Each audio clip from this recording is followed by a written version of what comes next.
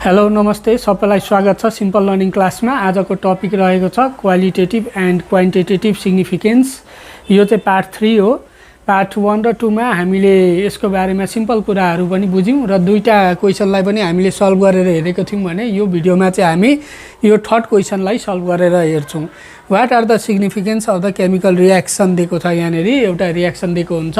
यो भन्दा अगाडि चाहिँ हामीले सिम्बल कुनै पनि एलिमेन्टको सिम्बललाई कसरी सिग्निफिकेन्स लेख्ने, त्यसैगरी फर्मुलाहरू दिएको छ भने त्यसको सिग्निफिकेन्स कसरी लेख्ने भन्ने सिक्यौं भने अब चाहिँ हामीले एउटा कम्प्लिट रिएक्सन दिएको हुन्छ। त्यो रिएक्सनलाई हामीले क्वालिटेटिभ सिग्निफिकेन्स र क्वान्टिटेटिभ सिग्निफिकेन्समा के गर्नु पर्यो त एक्सप्लेन गर्नुपर्छ है त। ल यसलाई हामीले ढिलो नगरी सरासरी यतातिर लेखौँ फेरि।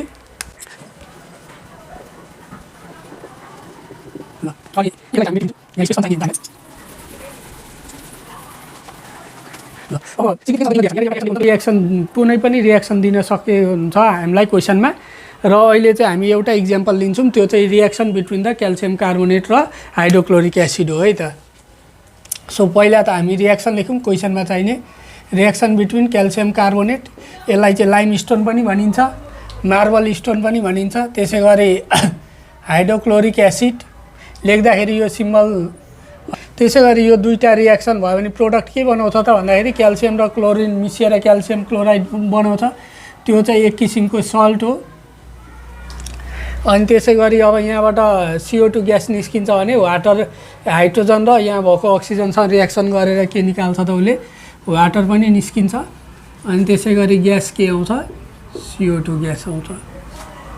ल यो चाहिँ भयो हाम्रो सिम्पल रिएक्सन। र कुनै पनि न्युमेरिकल गर्दाखेरि हामीले कुनै पनि रिएक्सनलाई केमा ल्याउनुपर्छ त ब्यालेन्स फर्ममा ल्याउनुपर्छ। यसलाई ब्यालेन्स गरेर हेरौँ। क्याल्सियम एउटा छ एउटा एटम छ रिएक्टेन्ट प्रोडक्टतिरै। अब हाइड्रोजन हेर्दाखेरि रिएक्टेन्ट साइडतिर एउटा छ भने प्रोडक्ट साइडतिर दुईटा हाइड्रोजन छ। त्यही भएर हामीले यहाँनेरि 2 लेखिदिउँ। यसलाई चाहिँ hit and trial method of balancing भनिन्छ, जुन चाहिँ सजिलो हुन्छ। फर्स्ट स्टेपमा हामीले सिक्ने भनेको यही हिट एन्ड ट्रायल हो, नम्बर राख्ने अनि ट्राई गर्ने है त। अब कुनै कुनै रिएक्सन चाहिँ अलिकति कम्प्लिकेटेड हुन्छ, जसले गरेर हामीलाई न्युमेरिकल भ्यालु राख्न चाहिँ अलिकति टाइम लाग्न पनि सक्छ। अब यो हेरौँ।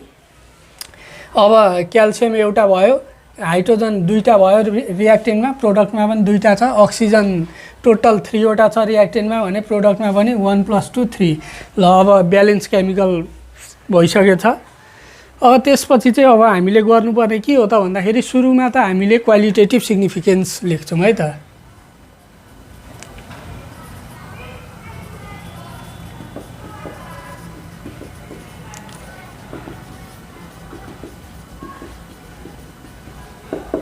क्वालिटेटिभ सिग्निफिकेन्समा हामीले लेख्नुपर्ने कुराहरू के हो त एटम आइडेन्टिफिकेसन, मोलिकुलर आइडेन्टिफिकेसन गर्नु पर्यो।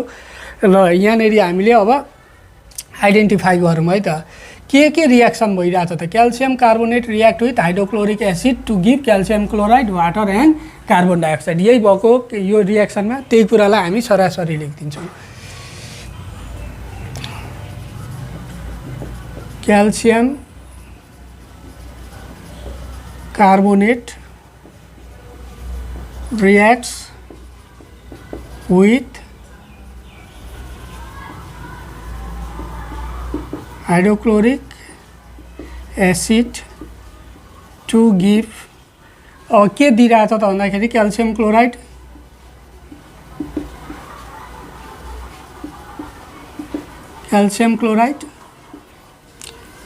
Water and carbon dioxide gas. ल यो भयो। अब हामीले अरू के इन्क्लुड गर्न सक्छौँ त यसमा। हामीले रिएक्टेन्ट र प्रोडक्टलाई सेपरेट गर्न सकिन्छ। रिएक्टेन्ट्स के छ भन्दाखेरि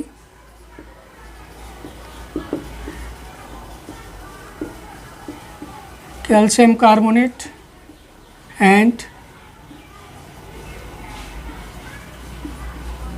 हाइड्रोक्लोरिक एसिड।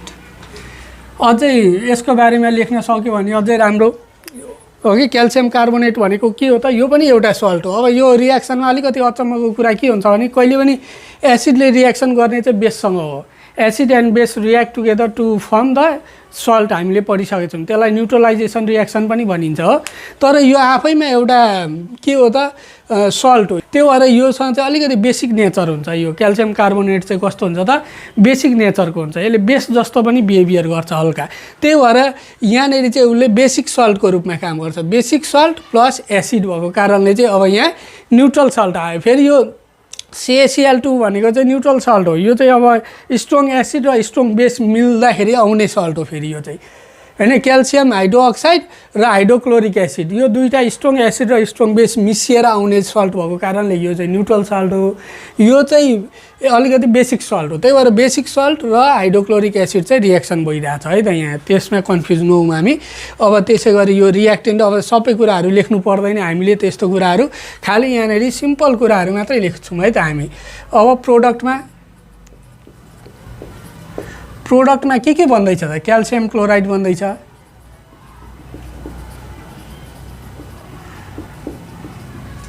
वाटर निस्किँदैछ, एन्ड ग्यासमा कुन ग्यास आउँदैछ त? कार्बन डाइअक्साइड ग्यास आयो। यो चाहिँ के भयो त? क्वालिटेटिभ सिग्निफिकेन्स भयो। अब हामी जान्छौँ क्वान्टिटेटिभ सिग्निफिकेन्सको बारेमा।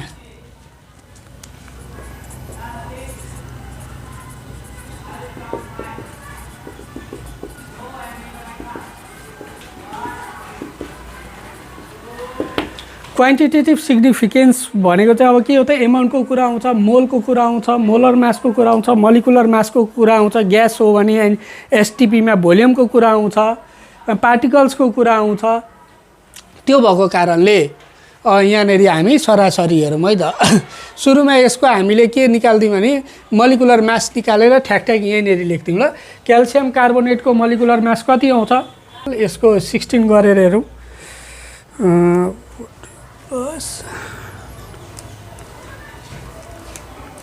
100 AMU 100 लेख्यौँ। अब यो क्लोरिनको एटमिक मास चाहिँ अब हामीले 35.5 पनि लिन्छौँ। एक्ज्याक्टली वेट चाहिँ यसको 35.54 एक्चुअली 35.46 कति आउँछ त्यसलाई राउन्ड अप गरेर हामीले 35.5 लिने गर्छौँ। तर अब क्लास 10 सम्म 11 सम्म चाहिँ 35 मात्रै लिँदा पनि हुन्छ है त, त्यसमा केही गडबड गर्दैन। अर्को क्लासमा हामी सिक्छौँ यो एटमिक वेट चाहिँ मास एक्ज्याक्टली कसरी निकाल्ने। हाइड्रोजनको भयो, क्लोराइडहरू, इलिमेन्टहरूको एक दुईवटाको म यहाँनिर सिकाउने पनि छु तपाईँहरूलाई। अहिले चाहिँ हामी त्यतातिर फोकस नगरेर यसको सिम्पल हेरौँ। अहिले हामी 35 लिँदा पनि हुन्छ, 35.5 लिँदै है त मैले। 2 + 2 गर्दाखेरि 73 आयो। 73 AMU हो। त्यसै गरी क्याल्सियम क्लोराइड हेरौँ। 0.5 × 2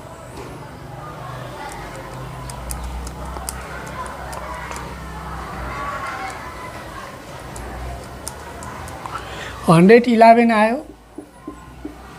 त्यसै गरी वाटरको 18 हो। अनि carbon डाइअक्साइडको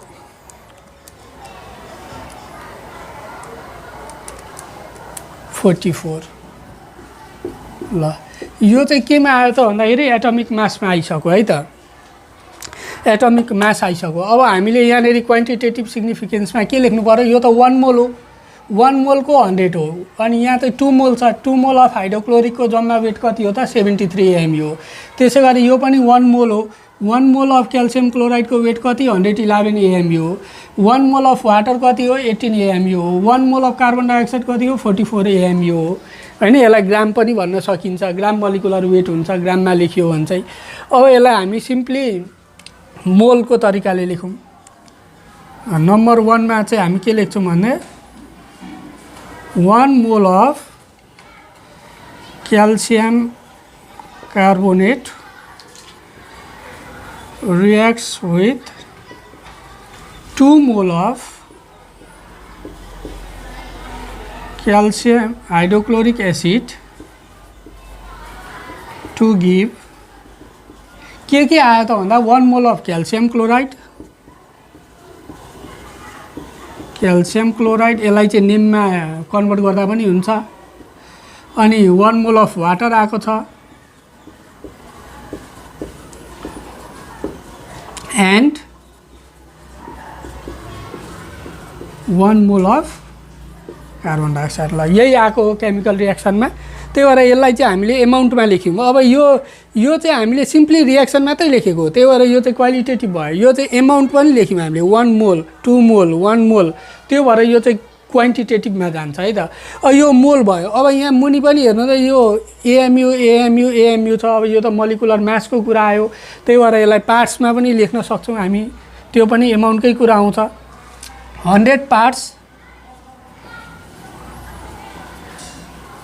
100 parts by mass of calcium carbonate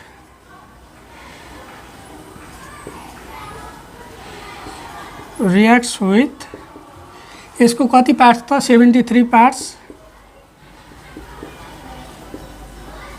by mass of reacts with it to give के आइरहेछ त 111 parts by mass of calcium chloride अनि 18 पार्ट्स by mass of, यो चाहिँ by mass of water and 44 parts by mass of CO2। यो आयो। अब यो 100 parts by mass of calcium carbonate, यो चाहिँ हामीले केमा लेख्यौँ त, पार्ट्समा लेख्यौँ।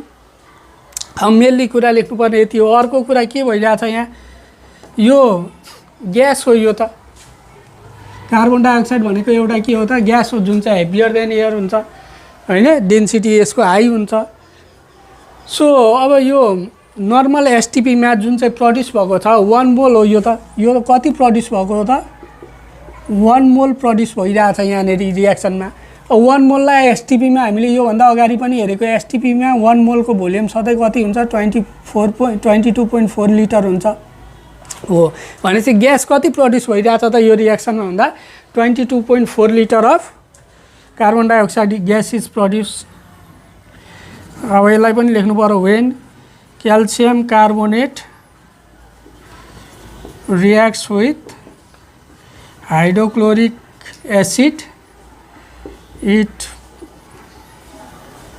produce 22.4 liter of carbon dioxide gas at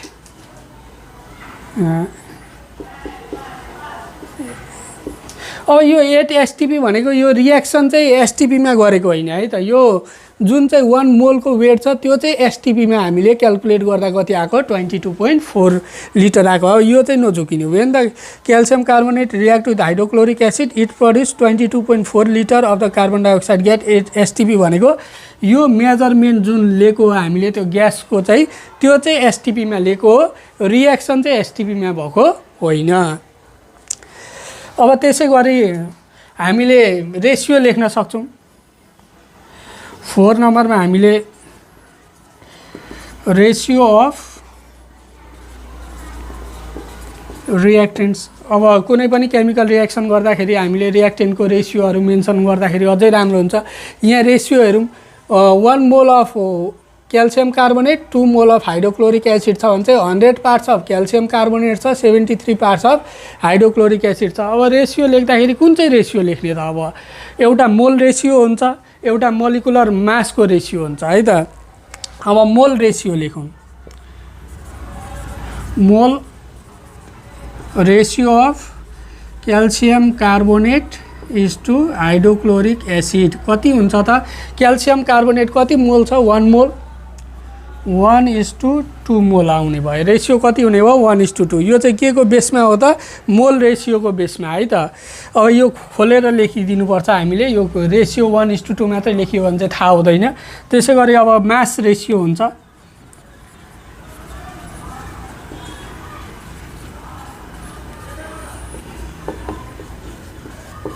अब मास रेसियो चाहिँ यो मास हेरेर लेखौँ 100:73 100:73 लो भनेपछि हामीले यति कुरालाई चाहिँ केमा देखाउन सक्यौँ त क्वान्टिटेटिभ सिग्निफिकेन्समा हामीले लेखेर देखायौँ। ल विद्यार्थी भाइ बहिनीहरू केही डाउट छ भने चाहिँ अझै तपाईँहरूले किताबलाई पनि बेस मानेर लान सक्नुहुन्छ। अब सबै कुरा त हामीले सिकाउन पनि सक्दैन।